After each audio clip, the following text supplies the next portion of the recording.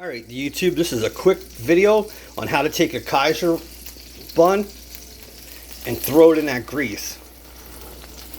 And the thing you want to do is, this thing is so hot, so watch when you turn it.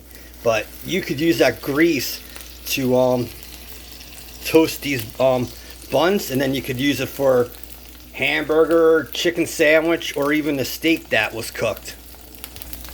But keep this on medium and just keep turning this till it's the color that you want. Alright YouTube, so there you have it. You see how we toasted that?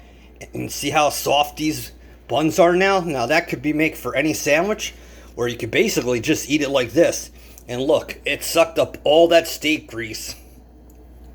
But even like this, if you wanted to put cold meat on there, lettuce and tomato, this thing would look really good. So if you like how-to videos, please subscribe and hit the bell, because I'm going to be here 4 or 5 times a week. Bye-bye.